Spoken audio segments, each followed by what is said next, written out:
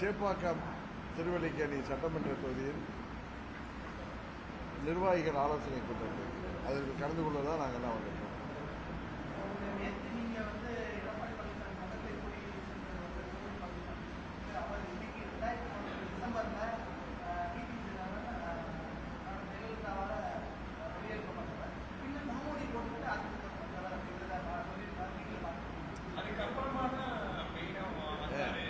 நானும் பார்த்தேங்க. அது எனக்கு பாவங்க அண்ணன் பழனிசாமியை விட்டுருங்க, முகமே ரொம்ப வாடி போயிருக்காரு. அவர் டெல்லியில் முகம் துடைக்கிறப்ப நீங்கள் தவறாக சொல்லி நம்மளாம் தப்பாக சொல்லிட்டோங்கிறாரு. எல்லாத்துலேயும் போய் தான் அவர் கரெக்டாக. 2011 அம்மா டிசம்பர் 19 என்ன உள்பட எல்லாரையும் கட்சி விட்டு எடுத்தது உலகத்துக்கே அறிஞ்ச செய்தி. 2017 பிப்ரவரி 14 மீண்டும் இவர்களால் அம்மா அவர்கள் மறைவுக்கு பிறகு அமைதியான முறையில் எல்லா பொதுக்குழு உறுப்பினர்களும் டிசம்பர் 29 அன்றைக்கு சின்னம்மா அவர்களை பொதுச்செயலாளர் ஆக்குறாங்க, பழனிசாமி உட்பட. அவர்கள் முதலமைச்சராக பதவியேற்க முடியாமல் பெங்களூருக்கு செல்கின்ற நேரத்தில் அவர்கள் சார்பாக கட்சியிலே நான் மீண்டும் வேண்டும் என்று இவர்களெல்லாம் வைத்த வேண்டுகோளை ஏற்று என்னை கட்சியில் சேர்த்தாங்க. அண்ணன் பழனிசாமி உட்பட அவர் கூட இருக்கிற நிர்வாகிகள் எல்லோரும் சேர்ந்துதான் துணை பொதுச்செயலாளராக என்னை நிர்ணயிக்கணும் அப்படின்னு அவங்க வைத்த வேண்டுகோளின் படிதான் சின்னம்மா அவர்கள் என்னை துணை பொதுச்செயலாளராக நியமித்து விட்டு சென்றாங்க. உங்களுக்கு தெரியும். அப்போ நடந்த ஆர்கே நகர் சட்டமன்ற இடைத்தேர்தலில் அண்ணன் பழனிசாமிக்கு எப்போ கிளி பிடிச்சிச்சின்னா, கிளிம்பாங்கல்ல நீங்கள் சொல்லுவீங்களா, பயம். ஆர்கே நகர் சட்டமன்ற பொது தேர்தலப்ப இடைத்தேர்தலப்ப நான் வேட்பாளர் நிற்கணுங்கிற ஐடியாவே எனக்கு கிடையாது. ஏன்னா அம்மா என்ன பெரியகுளம் மதுரை பக்கமே நான் அரசியலில் இருந்ததுனால எனக்கு அந்த எண்ணமே இல்லை. தேர்தல் வரும் அப்படிங்கிற ஒரு அறிவிப்பு வரப்போகுதுன்னு தெரிஞ்சதுதான். அப்போலாம் வாரம் ஒரு முறை எங்கள் சித்தியை போய் பார்ப்பேன். அதனால் என் கூட இன்றைக்கு பழனிசாமி கூட இருக்கிற எனது பழைய நண்பர்கள் தலவாய் சுந்தரமும் முன்னாள் அமைச்சர் ராதாகிருஷ்ணன் நினைக்காம 2 பேர் தான் என்னோட வந்தாங்க. அப்போ நான் யாரெல்லாம் இங்கே கேட்பாளர் பட்டியலில் இருக்காங்களோ அவங்க லிஸ்டெல்லாம் எடுத்துகிட்டு போனது அவங்களுக்கு தெரியும். ஏன்னா பொதுச்செயலாளர்கிட்ட போய் இவங்க தேர்தல் அறிவிப்பு வரும், ஏ ஃபார்ம் பி ஃபார்ம் நீங்கள் ரெடி பண்ணி கொடுங்க கேள்வித்தானே அவங்க தான் போடணும். அது ஜெயில் ரூல் படி அது மூலம் வாங்கி கொடுங்க. நான் துணை பொதுச்செயலாளர் போட முடியாது. அதனால் அதெல்லாம் தயார் பண்ணி எடுத்துகிட்டு போனேன். ஏன்னா any time any moment election date அறிவிக்கலான்னு. அப்போ போய் இருந்தப்போ இவங்க 2 பேரும் அப்படி உட்காந்துருந்தாங்க. நான் இப்படி எங்கள் சித்திட்ட பேசிகிட்டு இருக்கப்ப அவங்க சொன்னாங்க, தம்பி இப்போ பன்னீர்செல்வம் வெளியில் போயிருக்காரு, அவர் பிரச்சனை பண்ணுறாரு, எலெக்ஷன் கமிஷனில் எதுவும் ப்ராப்ளம் வரலாம், இந்த நேரத்தில் ஒற்றுமையாக இருக்கணும்னா நீ தேர்தலில் போட்டிக்கிட்டா நல்லா இருக்குமே, நீ என்ன நினைக்கிறேன்னு கேட்டாங்க. எனக்கு அவங்க சொன்னதுன்னா அது வரைக்கும் அது எண்ணமே இல்லை. அதான் உண்மை. அது தலவாய் சுந்தரன்றைக்கு அதை ஒத்துக்கொள்கிறாரா இல்லையான்னு தெரியாது, ராதாகிருஷ்ணன் ஒத்துக்கொள்வாரா இல்லையான்னு தெரியாது. ஆனால் அது உண்மை. நான் ஒன்றும் மறைச்சி உங்கள்கிட்ட பேச வேண்டிய அவசியம் இல்லை. அவர்கள் சொன்னதும் அதே எண்ணத்தோடு நான் இவர்கள்ட்ட சொன்னேன், பழனிசாமி அவர்களிடம் சொன்னேன், அங்கே உள்ள முக்கியமான அமைச்சர்கள் எல்லாரும் சேர்ந்து நீங்கள் போட்டியிடுவது தான் சரி, சின்னம்மா சொன்னது சரி, இந்த நேரத்தில் ஒரு ஒற்றுமை நிறுவனா நீங்கள் தான் போட்டியிடுன்னு சொன்னாங்க. அதை தொடர்ந்து தான் அந்த தேர்தலில் நான் போட்டியிட்டேன். அந்த தேர்தலில் நான் போட்டியிட்டதுனால இவர்களுக்கு பழனிசாமிக்கு என்ன பயம் வந்துட்டா, நான் சட்டமன்றத்திற்கு எங்கள் முதலமைச்சர் பதவியை குறிவைக்கணும் என்கிற பயம். அதான் அது அவருக்கு சுயநலத்தான் வந்த பயம். எனக்கு அவர் எண்ணமே கிடையாது. அது தலைவாய் சுந்தரத்துக்கு நல்லா தெரியும். என் கூட இப்போ அவர் பழைய நண்பர், அவர் என் கூட இருந்தப்போ அவருக்கு உண்மை மனசாட்சியை தொட்டு பார்த்தா எனக்கு அவர் எண்ணமே இல்லை. தேர்தலில் நிற்கணும், அப்போ எங்கள் மேலே கொலைப்பலி என்னென்ன பழியாக இருந்துச்சு, இதை மீறி அம்மாவின் தொகுதியில் ஜெயிக்கணுமேங்கிறதுக்கான ஒரு உத்வேகத்தோடு நாங்கள் செயல்பட்டோம். தேர்தல் நின்றது உங்களுக்கு தெரியும். அடுத்த 4வது நாள் ஏப்ரல் 17 அன்றைக்கு தான் எனக்கு சம்மன் வருது டெல்லிக்கு வர சொல்லி. அந்த நேரத்தில் என்ன திடீர்னு எல்லாம் முன்னால் எனக்கு இன்னும் இந்த வீடியோ காட்சி ஞாபகம் இருக்குது. எல்லாம் வெளியில் திடீர்னு எங்கேயோ அது பழனிசாமி வீட்டில் எங்கேன்னு தெரியல, ஒரு அமைச்சர் வீட்டில் எல்லாம் என்னை கட்சி விட்டு நிற்கிறாங்க. நான் கூட சொன்னேன், நான் அதை ஒன்றும் தவறாக எடுத்துக்கல, நீங்கள் நல்ல விதமாக கட்சி நடத்துங்கன்னு தான் போயிட்டேன். ஆனால் திரும்பி வந்ததும் உங்களுக்கு நல்லா தெரியும், நான் டெல்லியிலேருந்து திரும்பி வர்றப்ப இவர்கள் ஒன்றா கட்சி நடத்திட்டோம், எனக்கு ஒன்றும் அப்படிலாம் இதில் ஒட்டிக்கணுங்கிற எண்ணம் கிடையாது. நான் என்னை தெரிந்தவர்களுக்கு நன்றாக தெரியும். இது நான் ஒன்று தாமரை இலை தண்ணி போல இருக்கக்கூடியவன் தான். பதவிக்கெல்லாம் வர வேண்டும்னா அம்மா காலத்திலேயே நான் நிறைய பதவிகளை வாங்கியிருக்க முடியும். மற்றவர்களை முதலமைச்சராக்கி பார்க்கக்கூடிய இடத்துல இருந்தோங்கிறத நீங்கள் எல்லாருக்கும் தெரியும். அந்த நேரத்தில் அந்த வாய்ப்பு வந்தப்போ அது நிச்சயம் எந்த ஒரு அரசியல்வாதியும் அதை பயன்படுத்தியிருப்பாங்க. அது வேறு என்ன எனக்கு சட்டம் இல்லை. ஏன் எங்கள் சித்தி ஜெயிலுக்கு போகிறப்ப கூட நான் அந்த பதவியை வாங்கியிருக்க முடியும். அங்கே உட்காந்துட்டு பழனிசாமியை முதலமைச்சர் ஆக்கிறதுக்கு எல்லா எம்எல்ஏக்களோட கட்டி காக்க வேண்டிய வேலையை நான் பார்த்துருக்க வேணாம். இது எல்லாருக்கும் தெரியும். இது இங்கே உள்ளவருக்கு தெரியும், அங்கே உள்ளவருக்கு தெரியும். நிறைய சட்டமன்ற உறுப்பினர்கள் காய்கறி வண்டியில் ஏறி போக இருந்தவங்கெல்லாம் தெரியும். நமது விருகை ரவி, அவர் கூட இருப்பார் விஜயகுமார், கும்படி பூண்டி விஜயகுமார், இன்னொருத்தர் இருப்பார் பல்ராமன். 3 பேரும் வேனில் ஏறி உட்காந்துட்டாங்க. இது உண்மை. அது தடுத்து நிறுத்தப்பட்டது. அதே மாதிரி முன்னாள் அமைச்சர் இன்னைக்கு எங்களெல்லாம் ஒரு மாதிரி பேசுறாரு வீரமணி. அவருக்கு அன்னைக்கு ஊருக்கு கிளம்பி போயிட்டார். என்கிட்ட ஃபோனை போட்டு கொடுத்தாங்க பார்த்திபன் ஃபோன்லேருந்து, எங்கே போயிட்டீங்கன்னு. இல்லை வந்துடுறேன்ட்டு போனார். அது மாதிரி இங்கே மதுரை வாயில் அவர் பேர் என்ன முன்னாள் அமைச்சர் பெஞ்சமின் வெளில போயிருந்தார். அங்கேயிருந்து போனாலே பதறிட்டு சொல்லுவாங்க. நான் ஒரு வாத்தியார் மாதிரி அவங்களுக்கு ஃபோன் பண்ணி எங்கே இருக்கு, இல்லைன்னா ஒரு வேலையாக வந்தேன், உறவினருக்கு உடம்பு சரியில்லை வந்துடுறேன்னார். இதுதான் நடந்தது. நிறைய சட்டமன்ற உறுப்பினர்கள் இவரை ஏற்றுக்கொள்ளவில்லை. அவர்களெல்லாம் நாங்கள் கன்வின்ஸ் பண்ணோம். இது எல்லாருக்கும் தெரிஞ்ச விஷயம். அங்கே இருக்கிற முன்னாள் அமைச்சர்கள்லாம் இன்றைக்கு அதை உணர்றாங்க. எனக்கு தெரியும் அங்கே உள்ள 99% பேர் இதை உணர்ந்தார்கள். அன்றைக்கு எந்தவித எதிர்பார்ப்பு இல்லாமல் பழனிசாமியை முதலமைச்சர் ஆக்கணும்னு சொன்னப்ப அன்றைக்கி தனியரசு அண்ணன் சொன்னது கூட நான் உங்கள்கிட்ட என்ன சொன்னேன்னா, எங்கள் சித்தி அந்த கூட்டம் போட்டிருந்தப்ப பழனிசாமி நாம் அது தேர்ந்தெடுத்ததுக்கு காரணம்னு சொன்னோம். அன்றைக்கு அம்மா ஒரு 4 அமைச்சர்களை கூட வச்சிருக்கோம். அதில் பன்னீர்செல்வம் அவர்களுக்கு அடுத்த சீனியாரிட்டியில் இருந்தவர் இவர் தான். அந்த முறையில் தான் அவரை எங்கள் சித்தி செலக்ட் பண்ணாங்க. வேற ஒன்றும் தனிப்பட்ட எந்த ஒரு காரணமும் கிடையாது. நான் சொல்றது உண்மை. இதுக்கு மேலே நீங்கள் என்ன அதை எப்படி வேணாலும் நீங்கள் பார்க்கலாம். நான் நடந்ததை சொல்கிறேன். அப்போ பழனிசாமி என்னிடம் என்ன முதல்ல என் பேரை சொல்ல வேணாம், ஏற்கனவே நீங்கள் நிறைய பேரை கன்வின்ஸ் பண்ணீங்க, கையெழுத்து வாங்கினதுக்கு அப்புறம் சொல்லலாம்னா நாங்கள் அதை ஏற்றுக்கொள்ளவில்லை. அவர் சொன்னாரே தவிர நான் உடனே நீங்கள் டிபேட்டில் வைக்கிறப்ப தினகரன் அப்படி சொன்னாரேங்க, அப்படி இல்லை. அவர் அப்படி சொன்னார். ஆனால் சட்டமன்ற உறுப்பினர்கிட்ட நான் பார்த்திபன் இன்றைக்கு வரல, எங்கள் முன்னாள் சட்டமன்ற உறுப்பினர் பார்த்திபன் கூட அவர் தான் எல்லாத்தையும் போய் கையெழுத்தாக வாங்கினார். அவங்க கையெழுத்து போகிறப்ப நாங்கள் சொல்லிட்டோம் அவங்களுக்குலாம் பழனிசாமி தாங்கிறது முன்னாடியே தெரியுமில்ல உங்களுக்கு. அங்கே நான் ஒரு 2 நாள் எல்லாத்தையும் பேசதானே செஞ்சோம். எங்கள் சித்தியே இருந்து பேசினாங்க. நாளைக்கு எது தீர்ப்பு தப்பாக வந்தால் அதனால நைட்டை தங்கியிருந்தாங்க. அங்கே உங்களுக்கெல்லாம் தெரியும். அதனால் நீங்கள் நினைக்கிற மாதிரிலாம் வேறு எதுவும் இல்லை. நாங்கள் அங்கே போய் தங்கி எல்லா சட்டமன்ற உறுப்பினர்களும் ஒற்றுமையாக இருந்தாங்க. தனியரசு அவர்கள் சொன்னது போல சின்னம்மா அவர்கள் யாரை சொன்னாலும் ஏற்றுக்கொள்வோம் என்கிற ஒரு மனநிலை தான் இருந்தாங்க. ஆனால் இவருக்கு பயம். ஆனால் அது சுமூகமாக முடிந்தது. இவரை முதலமைச்சர் ஆக்கணும். அதனால எந்த தப்பு இல்லை. ஆனால் இவர் சொல்கிறாரு, ஒரு என்னை விட வயதில் மூத்தவர், 74லேருந்து இருக்கேன், 44லேருந்து இருக்கேங்கிறாரு. என்ன 2011 கட்சியை விட்டு எடுத்து உலகத்தையே தெரியும். அந்த பேப்பரை காமிக்க வேண்டிய அவசியம் இல்லை.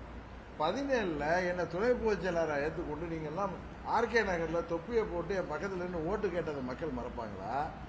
அந்த ஆர்கே நகரில் செயல் வீரர்கள் வேட்பாளர் அறிமுக கூட்டத்தில் என்னை உட்கார வச்சுக்கிட்டு அம்மா அவர்கள் இன்னும் எத்தனை நூற்றாண்டு ஆனாலும் இந்த கட்சி இருக்குன்னு சொன்னாங்க. அதுக்காக வந்திருக்கிறவர் தான் எங்கள் அண்ணன். அவர் பொருளாளராக இருந்தவர், எம்பியாக இருந்தவர். என்னை தூக்கி வாசித்தது பழனிசாமி இல்லை. அது தேர்தல் நின்ற பிறகு அவர்களுக்கு அவர் சொல்கிறாரு, இப்போ முன்னாள் சட்டமன்ற உறுப்பினர் எதுக்கு அவரை கட்சி விட்டு நீக்கினீங்கன்னு கேட்டப்ப, டெல்லிப்பா இப்படி கையை வச்சுட்டு பார்த்திபன் சொன்னாரா, டெல்லியிலேருந்து சொல்கிறாங்கப்பா, நான் என்னப்பா பண்ணுறது கண்ணுன்னு பேசுவார். அதனால தான் அண்ணனை நீக்கிட்டோம் அப்படின்னு சொல்லியிருக்காரு. இது நீங்கள் வேணால் கூப்பிட்டு கேளுங்க, எல்லாருக்கும் தெரியும். டெல்லியை காரணம் சொன்னார். இன்னைக்கு பாருங்கள், அதே டெல்லிகிட்ட போய் இன்னைக்கு சுதி குறைஞ்சி பேசுகிறாரு. முன்னாள் டிடி தினகரனா யார் அவருன்னு அவங்க எல்லாம் அந்த கட்சியில் இருக்காங்க அப்படிங்கிறார். புதுக்கோட்டையில் விஜயபாஸ்கர் உட்கார வச்சுட்டு யாரோ கேட்குறீங்க கூட்டணி ஆச்சுன்னு டிடி விஜயநகரன் சொல்கிறாருன்னு அவர் ஒரு எழுச்சி பையனா டான்ஸ் போட்டுட்டு இருந்தார். அப்போ அது அவங்கள பற்றிலாம் பேசாதேன்னு ஆரம்பித்தார். அப்போ எங்கள் கட்சி நிர்வாகிகளாம் கொதித்து போய் அன்றைக்கி வெளியேறுன்னு சொன்னார். பொறுமையாக இருங்க. இன்னும் அமித்ஷா இவரை முதலமைச்சர்னு சொல்லலை.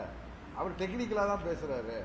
முதல் நாள் சொன்னதே உங்களுக்கு திரும்பி சொல்கிறேன். அவர் தேசிய ஜனநாயக கூட்டணி டெல்லி தலைமை மாண்புமிகு மோடி அவர்கள் தமிழ்நாட்டு தலைமை அண்ணா எடப்பாடின்னு சொன்னார். நீங்கள் அதை முதலமைச்சர் கேண்டிடேட் இன்டர்பிரேட் பண்ணால் அப்புறம் அவர் மற்ற பேட்டிகளில் அதிமுக சேர்ந்த ஒருத்தர் சொல்லணும். அவருக்கு என்ன பயம் இருக்குது? இது சரி வராது தெரியும் அவருக்கு. இன்னொன்று எல்லாம் சொல்கிறீங்க நீங்கள் 4 மாதம் இருந்தார், திடீர்னு வெளில போயிட்டாருன்னு. நயினார் நாகேந்திரன் அவர்கள் பழனிசாமி அவர்களும் பேசிக்கொண்டு என்னை டெல்லிக்கு வர வைத்து என்னை காம்ப்ரமைஸ் பண்ணணும், கன்வின்ஸ் பண்ணணும்னு நினச்சாங்க.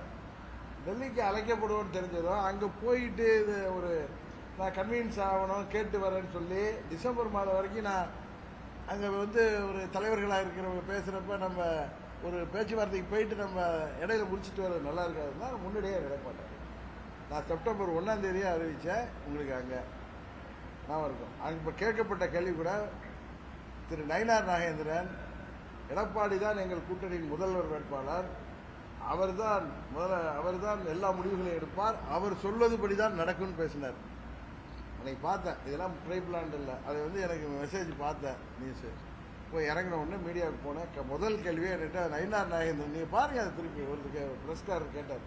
நயினார் நாகேந்திரன் எடப்பாடி தான் முதலமைச்சர், அவர் தான் எல்லா முடிவுகளையும் எடுப்பார்னு சொன்னார்னா நான் அந்த கேள்வியை அவாய்ட் பண்ணிட்டு 24 பாராளுமன்ற தேர்தலில் மோடி அவர்கள் பிரதமராக வேண்டும் 3வது முறைங்கிறதுக்கு தான் அன்கண்டிஷனல் நாங்கள் போனோம். இது சட்டமன்ற பொதுத் தேர்தல் 26. இல்லை அம்மா மக்கள் முன்னேற்ற கழகத்தின் நிலைப்பாட்டை நாங்கள் எங்கள் முதல் வேட்பாளர் யார் என்பதை அது மாதிரி சொல்லி நான் 27 டிசம்பரில் அறிவிப்பேன். அப்போ அங்கே சுபாஷ் மாதிரியோ ராஜேஷ் மாதிரியோ உங்களை மாதிரியோ சுருடா அடுத்த கேள்வி கேட்டுருந்தாங்களா, நீங்கள் அப்போனா இந்தியா விட்டு வெளியே இருந்தீங்களா? ஆமான் இருப்பேன். கேட்கல, நானும் போயிட்டேன். அந்த கூட்டத்தில் காட்டுமன்னார் கோவில் போனால் அங்கே போய் அறிவிக்கிறேன். அங்கே அடுத்தது எங்கள் பேரூராட்சி செயலாளர் முத்துப்பாண்டி வீட்டு ரிசப்ஷனுக்கு போகிறேன். இதெல்லாம் 3 மாதம் முன்னாடி ஃபிக்ஸ் ஆனது. அங்கே போன உடனே ப்ரெஸ்ஸில் முதல் கேள்வி இந்தியா விட்டு வந்துட்டாங்க. ஆமாங்க வந்துட்டாங்கன்னு சொன்னேன். இது எதுவுமே ப்ரீ பிளான் கிடையாது. ஆனால் ஒன்று, டெல்லியில் என்னை அழைப்பதற்கு முன்பே அந்த நிலைப்பாட்டை நான் சொல்லிவிட்டு செல்ல வேண்டும். எந்த காரணத்தை கொண்டும் பழனிசாமி ஏற்றுக்கொள்ள முடியாது. நாங்கள் சொல்றதுல ஏதாவது குறை இருந்தால் சொல்லுங்க. 4 மாதம் நான் என்றைக்குமே அமித்ஷா அவர்கள் அறிவிக்கின்ற வேட்பாளரை ஏற்றுக்கொள்ளும் பட்சத்தில் நாங்கள் ஆதரிப்போம் தான் சொல்லியிருக்கேன். நீங்கள் அதை தாண்டி பழனிசாமி ஏற்றுக்கிட்டேன் நீங்கள் சொல்லியிருந்தேன், நீங்கள் சொன்னீங்கன்னா நான் ஏற்றுக்கிறேன்.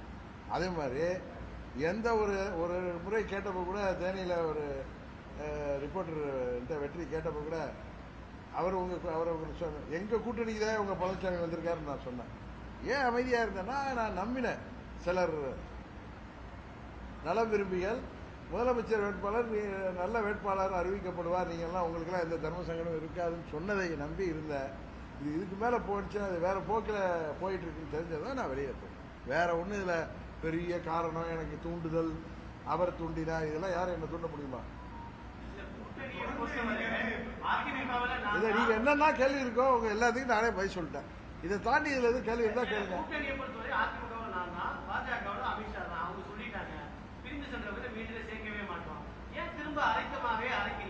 அப்படின்னு அது கேட்டாரு. அப்புறம் டிடிவி தினகரன் விஷயம் தனி கட்சி, அவர் அந்த கூட்டணியில இருக்காரு அப்படின்னு சொன்னார்.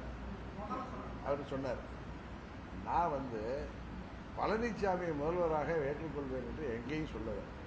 அது நயினார் நாகேந்திரன் தவறதா சொல்றாரு. ஒரு முறை என்ன ஊடக நண்பர்கள் அதிமுகவுக்கு வாக்கு கேட்பீங்களா கூட்டணியிலன்னு கேட்டாங்க. அப்ப கூட நான் என்ன பதில் சொல்லிருக்கேன்னா, தேசிய ஜனநாயக கூட்டணியை சேர்ந்த 234 தொகுதிகளிலும் வேட்பாளர்களுக்கு அழைக்கின்ற பட்சத்தில் நான் பிரச்சாரம் செய்வேன் தான் சொன்னேன். அழைக்கின்ற பட்சத்தில் அதை நீங்களே அதிமுகவுக்கு ஓட்டு கேட்பேன்னு சொல்லி நீங்க கேப்ஷன் போட்டா அதுக்கு நான் பொறுப்பா? நான் உள்ளார சொன்ன பதில் கிளியரா இருக்கும். ஏதாவது ஒரு இடத்துல நான் பழனிசாமிக்கு ஓட்டு கேட்பேனோ அதிமுகவுக்கு ஓட்டு கேட்பேனோ எங்கேயும் சொல்லல. உங்க கேள்வி அது. நான் சொன்னது என்டிஏ கூட்டணியின் 234 தொகுதியிலையும் எங்களது வேட்பாளர்களுக்கு என்னை அழைக்கின்ற பட்சத்தில் நான் ஓட்டு கேட்பேன் தான் சொல்லியிருக்கேன். தவிர நான் ரொம்ப கேர்ஃபுல்லா இருந்தேன். இன்னொன்னு, எங்கள் நிர்வாகிகளும் எங்கள் தொண்டர்களும் பழனிசாமியை நான் முதலமைச்சர் வேட்பாளராக ஏற்றுக்கொண்டேன் என்று சொல்லவும் முடியுமா? யாராவது ஏற்றுக்கொள்வார்களா? நீங்க சொல்லுங்க. இல்ல வேற ஒண்ணு, எனக்கு பழனிசாமிக்கு ஒன்றும் வாக்கியா வரப்பு பிரச்சனை இல்லை, எனக்கு தனிப்பட்ட கோபம் இல்லை. பழனிசாமின்னா அது சுவாபமே இப்படிதான், அது டிசைனே இப்படிதான் தெரியுது. பொய், துரோகம், எத்தனை நீங்க ஒரு கதை விடுறாரு. நீங்க அடுத்த கேள்வி நீங்க கேட்பீங்கன்னு எதிர்பார்த்தீங்க. 17 நீங்க அவருக்கு தொப்பியில ஓட்டு கேட்டீங்களேன்னு யாரும் கேட்கல. அப்படியே அமைதியா இருக்கீங்க. என்னட்டு இவ்வளவு நேரம் சாயங்காலம் வரைக்கும் வெயிட் பண்ணிருக்காங்களா? பக்கத்துல என்ன சொன்னார்ல எங்க துணை பொதுச் செயலாளர் சேலத்தில் உங்க ஆளுகள் விட்டு கேட்க சொல்லுவாங்க. அங்கேயிருந்து போன்ல போக வேண்டியதுதானே நீங்க?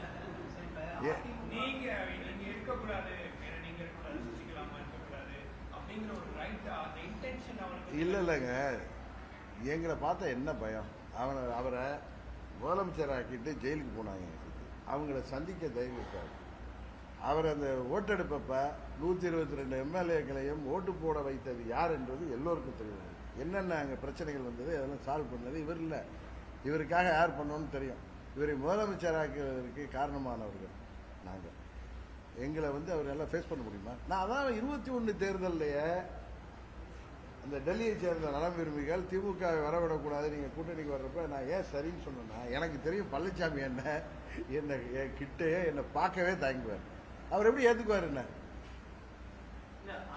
அது தெரிஞ்சுதான் நான் சொன்னேன். நீங்கள் பேசி பாருங்க. எங்களுக்கு நான் நிக்கல, நான் பேச சொல்லியிருக்கேன். இந்த முறையும் தேர்தலில் சொன்னேன். ஒரு ட்ரிப்பு ஒரு தொலைக்காட்சியில் வித்தார் வித்தவுட் பழனிசாமியா அப்படின்னு வரும், அந்த கட்சி வரணுங்கிறதுல சொன்னப்ப வித்து பழனிசாமி வந்தால் என்ன பண்ணுவீங்கன்னு நெறியாளர் ஹரி கேட்டார். நான் சொன்னேன், நான் தேர்தலில் போட்டியிட மாட்டேன், அம்மா மக்கள் முன்னேற்ற கழகம் போட்டியிடணும். அன்றைக்கி முதல்ல அப்படி டீச்சர் ஆரம்பித்தேன். அதிலே நீங்கள் புரிஞ்சுக்கணும், நான் போட்டியில்லைன்னா என் கட்சியில் உள்ள யாராவது இது வரைக்கும் போட்டிடுவாங்களா?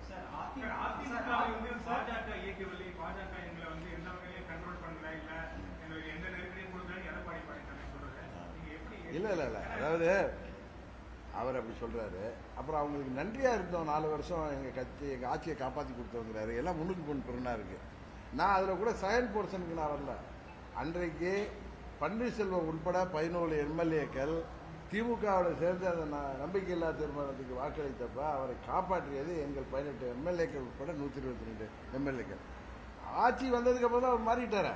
அதுக்கப்புறம் பாஜகவுடைய பேட்டர்னேஜில் தானே இருந்தார். மத்திய அரசுடைய பாதுகாப்புல தான் 4.5 வருஷம் ஓட்டினார். அப்புறம் எதுக்கு அவங்கள விட்டு 2024 வெளில போறாரு? எதுக்கு பாஜக கூட்டணி விட்டு வெளில போறாரு? வெளில போய் என்னெல்லாம் பேசினார் அவர் கேளுங்க. இதுல நீங்க என்ன கேள்வி உங்களுக்கு எனக்கு புதுசா இருக்குன்னு எனக்கு தெரியல. எல்லாம் everything is in the open.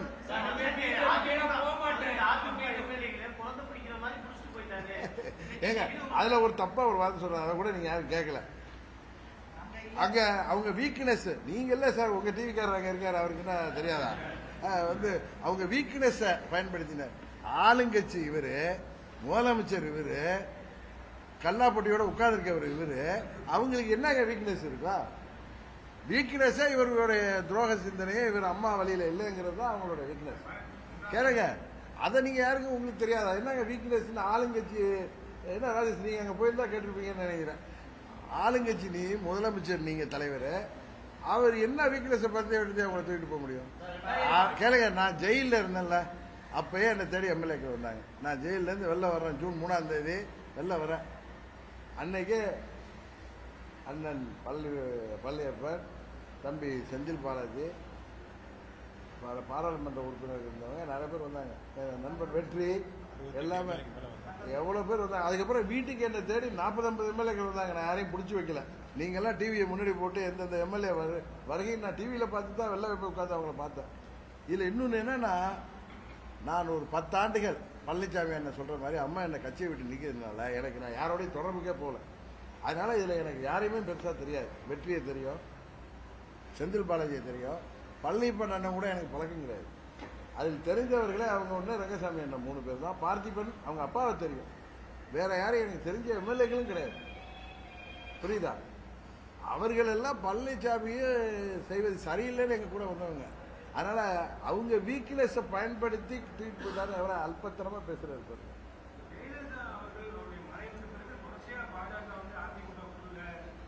Sir அது நீங்க ஏதோ ஒரு பதில் என்ன எதிர்பார்க்குறீங்க? எனக்கு அதெல்லாம் தெரியாது. அம்மா மறைந்து அன்னைக்கு ஹாஸ்பிட்டலுக்கு போயிட்டு திரும்பவும் அங்கே ராஜாய் ஹால் போயிட்டு நான் வீட்டுக்கு போயிட்டேன். திருப்பி 10 நாள் கழிச்சு தான் எங்கள் சித்தியே பார்க்க போனேன். புரியுதா? அதனால என்ன நடந்துச்சு அதெல்லாம் எனக்கு தெரியாது. ஆனால் பழனிசாமி எங்கள் சட்டமன்ற உறுப்பினர்கள்ட்ட கட்சியை விட்டு என்னை நீக்கியதற்கான ரெட்டையில கிடைக்காது, ஆட்சிக்கு ஆபத்து வந்துடும், அதனால தான் அண்ணன் இருந்தால் முடியாது, அதனால தான் அண்ணனை நீக்கிட்டோம்பான்னு ரங்கசாமிட்டையும் சொல்லியிருக்காரு, இவர்கிட்டையும் சொல்லியிருக்காரு. பார்த்திபன் வெற்றியெல்லாம் சந்திக்க பயப்படுவார், அதனால வெற்றிட்டு சொல்லல. அதனால இன்னைக்கு தான் ஞாபகம் வந்துச்சு, என் நண்பன் வெற்றி அவருடைய ஆன்மாலாம் மன்னிக்காது நான் போய் பழனிசாமி முதலமைச்சர். ஏன்னா அவ்வளோ ஹார்ட்கோர் அவர் ஆர்டினன்ட் ஃபாலோவர் ஆஃப் ஏஎம்எம்கே. கரெக்டா? அதான் உண்மை. அது மாதிரி நீங்க நான் வந்து பழனிசாமி மாதிரி நான் அரசியல்வாதி கிடையாதுங்க. ஏதோ அரசியலுக்கு my destiny has drawn me into politics once again. But நான் அவங்க மாதிரி இப்படி இன்னைக்கு ஒன்று பேசுறது, நேற்று ஒன்று பேசுறது, முந்தா நாள் ஒன்று பேசுறதுலாம் கிடையாது. என்னைக்கு என் பேச்சு ஒன்றா தான் இருக்கும். எங்கேயாவது தான் தவறா இன்னொன்று யாரோ அன்னைக்கு நேற்று டிபேட்டில் சொல்கிறாங்க ஒருத்தவங்க, இவர் பாஜகவோட வாழ்நாள் முழுவதும் இவர் போக மாட்டேன். நான் என்ன சொன்னேன், தமிழ்நாட்டுக்கு எதிராக பாஜக ஆட்சி இருந்துச்சுன்னா என் வாழ்நாள் முழுவதும் போக முடியாதுன்னு.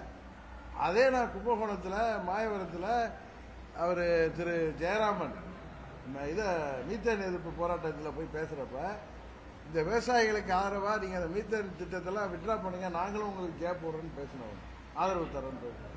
அதை விட்டுட்டா மத்திய அரசு தமிழ்நாட்டுக்கு எதிராக இருக்கிறப்ப அவங்களுக்கு நாங்கள் ஆதரவாக இருக்க மாட்டோம்னு சொல்றதுக்கும் பழனிசாமியை நாங்கள் ஏற்றுக்கணும்னு சொல்றதுக்கு என்னங்க?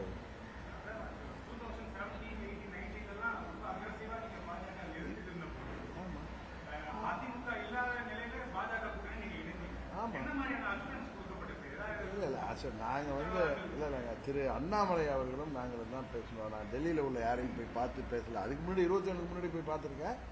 திரு அண்ணாமலை அவர்கள் தான் எங்களோட பேசி என்னோடமும் ஓபிஎஸ் மூலம் பேசி கூட்டணியை கொண்டு வந்தார். நான் அன்கண்டிஷனலாக நான் திருச்சியிலேருந்து அறிவித்தேன். ஏன்னா we didn't want to contest also.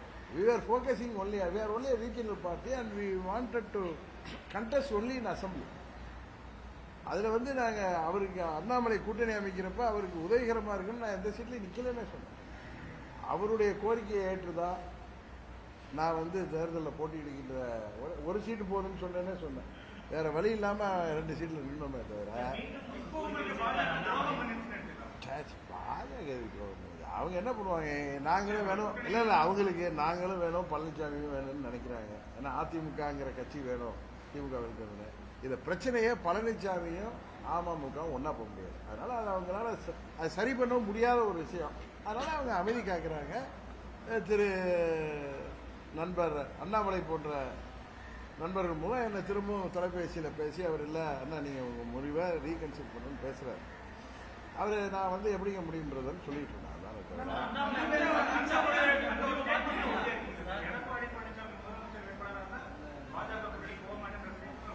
Sir நான் என்னைக்குமே நான் சொன்ன ஸ்டேட்மெண்ட்டில் உறுதியாக தான் எடுத்துகிட்டு வர்றேன். நீங்கள் அதை தப்பாக புரிஞ்சுக்கிட்டு மாற்றி பேசிட்டீங்கன்னா நான் ஒன்றும் சொல்ல முடியாது. சார் பழனிசாமி என்கிற ஒருவர் முதலமைச்சர் வேட்பாளராக தேசிய ஜனநாயக கூட்டணியில் தமிழ்நாட்டில் இருக்கிற வரை அதற்கு அம்மா மக்கள் முன்னேற்ற கழகம் அதை ஏற்றுக்கொண்டு செல்வதற்கு வாய்ப்பே இல்லை. அது தற்கொலை முயற்சிக்கு சமம்னு பல முறை சொல்லிட்டேன். திருப்பி இல்லையா உங்களை மாதிரி மாற மாட்டேன் பிரதர்னா நான் எந்த பார்கெனுக்கும் போகல, எந்த ஆஃபரும் வைக்கல, எந்த நெகோசியேஷன் கிடையாது. ஓப்பனாக தான் அடிக்கிறேன்.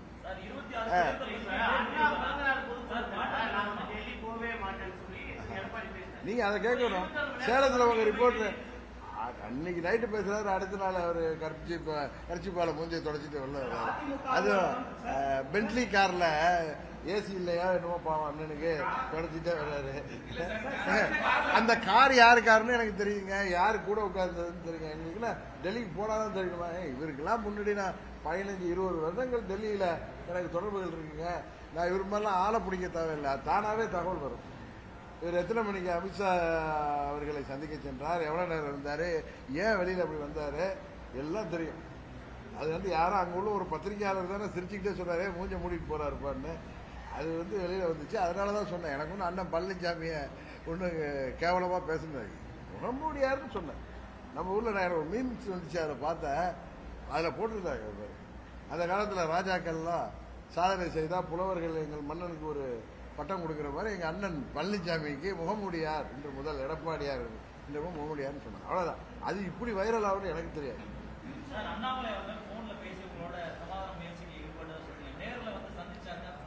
இல்லைங்க அவர் என்னுடைய நல்ல நண்பருங்க. நான் உங்களுக்கு பல முறை சொல்லிட்டேன். அவரை நாங்கள் 2 பேரும் அரசியல்ல பழகியிருந்தா கூட எங்க 2 பேருடைய குணாதிசயமும் நிறைய விதங்கள்ல ஒன்னா இருக்கும். அவரு யதார்த்தத்தையும் உண்மையும் பேசக்கூடியவர்.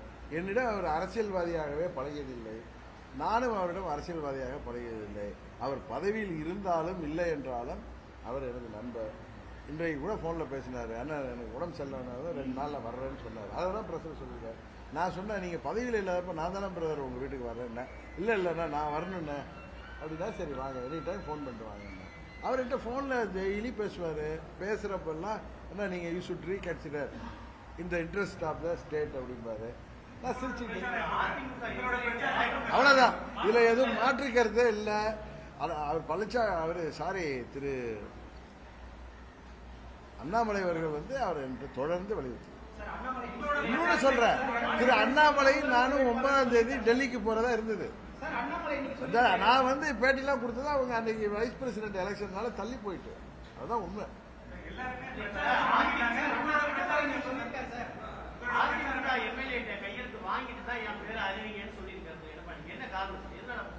யாராவது பயந்து ஏன்னா சில பேர் காய்கறி வண்டியிலலாம் ஏறி தப்பிக்க போனாங்கல்ல, அவங்களெல்லாம் பிடிச்சி வச்சிருக்கோம். அந்த அருண்குமார் போனாரு, அவர் இப்படிதான் வீட்டுக்கு போயிட்டு வரேன்னு போனாரு. செம்மல் அண்ணன் ஊருக்கு ஓடி போயிட்டாரு. இன்னைக்கு பழனிசாமிக்கு ஜாலரா அடிக்கிறாரு. அன்னைக்கு எனக்கு போன்ல என்ன ஊருக்கு போயிட்டீங்களான்னு கேட்டாங்க. பழனிசாமி எல்லாம் யாருங்க முதலமைச்சர் ஏத்துக்கிறேன்னு சொன்னாரு. மாஃபா பாண்டியராஜா பறந்து ஓடி போயிட்டாரு.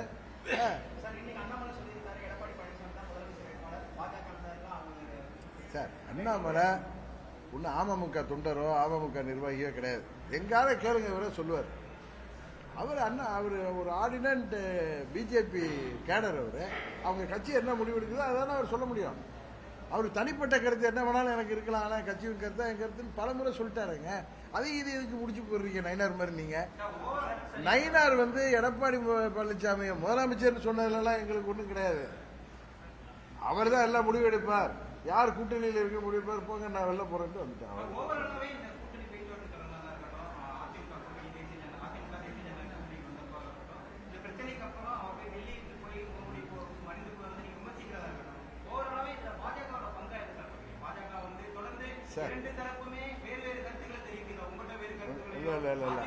இல்ல அதெல்லாம் சார் நீங்க சொல்ற மாதிரிலாம் இல்லை சார்.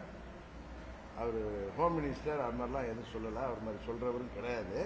எங்கள் நலம் விரும்பிகள் தான் நான் சொன்னேன். அவர்கள் நாங்கள் அவங்கள்ட்ட சொல்றோம்ல, எங்களுடைய நலம் விரும்பிகள் எல்லா கூட்டணியில் இருக்குன்னு விரும்பியவர்கள் நீங்கள் நடப்பது போல நடப்பதற்கு வாய்ப்பு இருக்குன்னு சொன்னாங்க. அது எங்களை கன்வின்ஸ் பண்றது கூட சொல்லியிருக்கலாம். நான் வெயிட் பண்ணி பார்த்தா இல்லை, அவ்வளவுதானே தவிர மற்றபடி பாஜக தேசிய ஜனநாயக கூட்டணியில் ஏற்கனவே உள்ள நாங்களும் அதனால தானே என்கிட்ட அண்ணாமலை மூலம் சொல்றாங்க. அவர் என்கிட்ட பேச சொல்றது மேல தலைமையில் இருந்தானே, அதனால திரும்ப பேசிட்டு இருக்காரு. அவர் ஒண்ணு என்ன தூண்டிலாம் உள்ள என்ன போய் தூண்டி விட முடியுமா? இல்ல அவர் அது மாதிரி தான் செய்வாரா? நான் போய் அவரை போய் தூண்டி விடுவேனா? இதெல்லாம் அரசியல் ரீதியா அந்த ஒன்றும் வேலை இல்லாம உட்காந்துருக்காங்களே. அந்த யூடியூப் பல பேர்கிட்ட பேரோல்ல இருக்கிறவங்க சொல்றது தானே.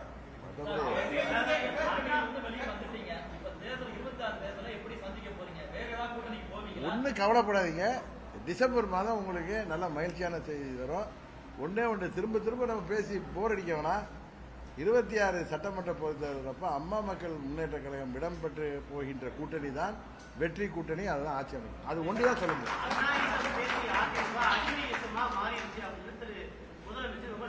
என்னங்க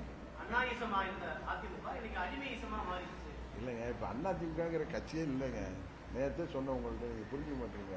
புரட்சி தலைவர் ஆரம்பிச்ச கட்சிக்கு அடிப்படை நாதமே அதோடைய ஃபண்டமெண்டல உறுப்பினர்கள்லாம் சேர்ந்துதான் பொதுச் செயலாளர் தேர்ந்தெடுக்கணும். வேற எந்த கட்சியிலும் இல்லாத ஒரு ஸ்பெஷல் பைலா அது அம்மா அவர்கள் கட்டி காத்தார்கள். வேற கால சூழ்நிலைக்கு ஏற்ப சில இன்க்ளூஷன் இருக்கும். பட் மெயின் அதோடைய ஃபவுண்டேஷனை தகர்த்துட்டு இன்னைக்கு ஒரு சாதாரண உறுப்பினர் கூட பொதுச் செயலாளர் தேர்ந்தெடுக்கலாம். அவங்கெல்லாம் யார் வேணாலும் போட்டியிடலாங்கிறத தவிர்த்துட்டு பழனிசாமி தான் ஒண்டி போட்டிடுற மாதிரி ஒரு சட்டம் கொண்டு வந்ததுக்கு அப்புறம் அதிமுக இல்லை. அது இன்னைக்கு எடப்பாடி திராவிட முன்னேற்ற கழகம் தான் இருக்கு. அதனால அது அண்ணா இசம்லாம் அங்க கிடையாது. உள்ள எடப்பாடி இசம் தான், அவருடைய கைத்தடிகள் தான் அங்க இருக்காங்க. மத்திய உள்துறை அமைச்சர் அமித்ஷா அப்படிதான் சொன்னாரு. அவர் ஒன்னும் பழனிசாமின்னு சொல்லு. அவர் அன்னைக்கு பழனிசாமின்னு சொல்லி தான் அன்னைக்கு நாங்கள் விளையாடு இருப்போம். நான் தான் நீங்க கேட்டவெல்லாம் சொல்லியிருக்கேன். அதிமுகவின் முதலமைச்சர் வேட்பாளரை மாண்புமிகு அமித்ஷா அவர்கள் அறிவிக்கின்ற பொழுது அதை நாங்கள் ஏற்றுக்கொள்ளும் பட்சத்தில் ஆதரிப்போம் சொல்லிட்டேன். இது அன்னைக்கே சொல்லிட்டேங்க. நீங்க அன்னைக்கு அது சரியா புரிஞ்சிக்கலன்னு நினைக்கிறேன். நான் கிளியரா இருக்கிறேன். நீங்க ஏதாவது ஒரு இடத்துல நான் பழனிசாமி ஏற்றுக்குவேன் அப்படின்னு சொல்லியிருக்கேன்னா நீங்க சொல்லுங்க, நான் கேட்டுக்கிறேன்.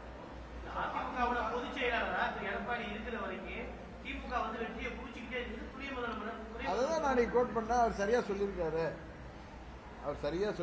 பழனிசாமி பொதுச் செயலாளராக இருக்கிற வரைக்கும், அது பழனிசாமி திராவிட முன்னேற்ற கழகமா இருக்கிற வரைக்கும் வெற்றி வாய்ப்புக்கு வழி இல்லை. அதனால அங்க உள்ள பழைய சகாக்கள் தயவு செய்து மந்திரி கனவுலாம் காண வேணாம்.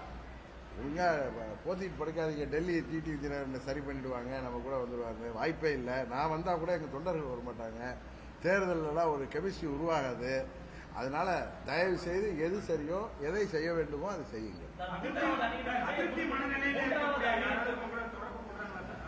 சார், அங்கே உள்ளவங்களில் 90% மேல் நேரடியாக இல்லை, யாரோ ஒரு காமன் ஃப்ரெண்டு மூலம் என்னோட தொடர்பில் இருப்பாங்க.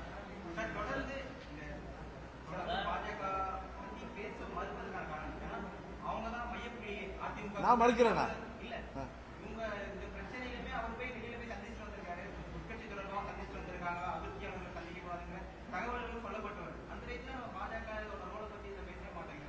யார் பேச மாட்டேன்? நான் எதுக்கு பேசுறேன்? எனக்கு தெரியாத ஒண்ணு என்ன பேசுறேன்? நான் இல்ல, நீங்க கேட்டது, நீங்க என்ன ஆசைப்படுறீங்கன்னு எனக்கு தெரியாது. நீங்க கருப்பு சட்டை போட்டு கேக்குறீங்க. பட் உண்மை என்னன்னா, பாஜக எல்லாரும் ஒத்துமையா இருக்குன்னு நினைக்கிறாங்கிறதா, என்டிஏ கூட்டணி பலப்படணும் தான் நினைக்கிறாங்கன்னு நான் உங்களுக்கு ஏற்கனவே சொன்னேன்.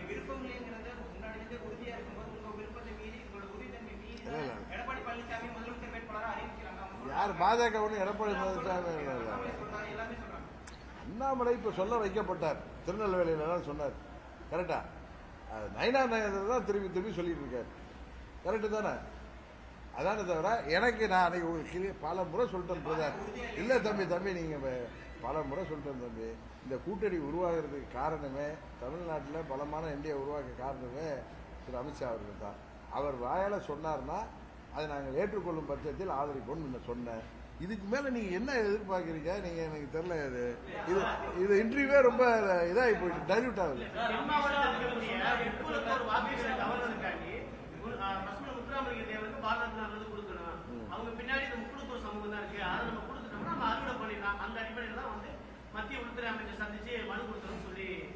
அவரு பழனிசாமி இன்னொரு போய் சொன்னாரு. நீங்க அப்ப கூட உங்க சேலத்தில் உள்ள ரிப்போர்ட் எல்லாம் அப்படியே சலட்டிவ் அமினிஷியா என்னன்னு தெரியல. நான் 1ஆம் தேதி 3ஆம் தேதி வெளில வந்துட்டேன். இவர் 7ஆம் தேதி அதென்ன ஒரு சின்னாலப்பட்டியில் இருந்துகிட்டு பசுமன் தேவருக்கு அறிவிக்கணும். அதாவது அந்த அறிவிப்பு யார் சொன்னாலும் மகிழ்ச்சி தான். பட் யாரு அந்த மக்களுக்கு தெரியுமில்ல, அவங்க ரொம்ப அரசியல் விழிப்புணர்வு உள்ள மக்கள். அவர்களுக்கு தெரியும் ஆடு நினையுதுன்னு ஓனா அழுகுதுன்னு சொல்லி அவங்களுக்கு தெரியும். ஓனானை பத்தி எல்லாருக்கும் தெரியும் தமிழ்நாட்டில். இது எதுக்குடா இது கத்துது அப்படின்னு. ஏற்கனவே அங்கே 105 சமுதாயங்கள் என்ன மனநிலையில் இருக்காங்கன்னு தெரியும். அதாவது பசும்பொன் ஐயா அவர்களுக்கு பாரத ரத்னா விருது வழங்கப்பட வேண்டும் என்பது நீண்ட நாள் அந்த பகுதி மக்களின் கோரிக்கை. அது நிறைவேற்றப்பட்டால் எல்லோருக்கும் மகிழ்ச்சி. இதில் அரசியல் செய்ய நான் விரும்பல. இதில் எடப்பாடி கைத்தடிகள் ஏதாவது போடுவாங்க, அதுக்காக சொல்றேன். ஆனா யார் கேட்கிறது அப்படிங்கறத அந்த மக்களே விரும்ப மாட்டாங்க. இது முகமூடி கொள்ளையர்கள் சொல்றதெல்லாம் அந்த மக்கள்லாம் ரொம்ப விழிப்புணர்வு உள்ளவர்கள், அவர்கள் ஏற்றுக்கொள்வாங்க.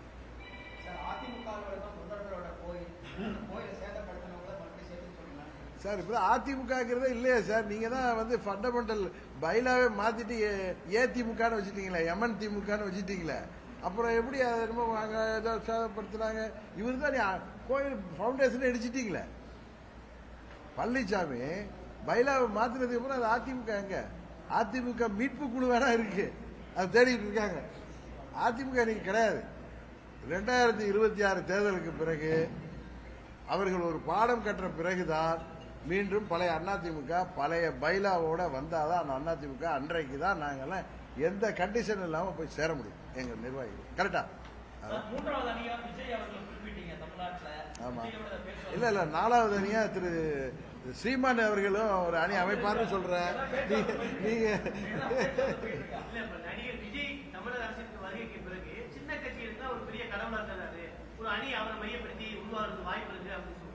இருக்கலாம்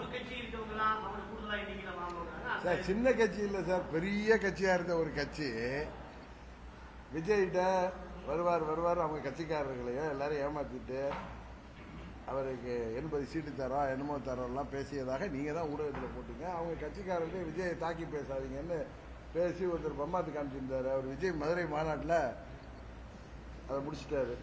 அதனால இவர் பாஜக விட்டு வெளில போறதுக்கு வழி இல்லைங்கிற அளவுக்கு இப்ப அண்ணன் நம்ம பழனிசாமி பணிவு பழனிசாமியா போயிட்டு வந்து பேசுது. என்னெல்லாம் திரு டிடி விஜயநகர்னு சொல்லிலாம் அவர் பார்த்ததே இல்லை. நீ ரொம்ப பாவம், திரு டிடி என் பேரை கஷ்டப்பட்டு எழுதி வச்சு படிச்சுட்டாரு.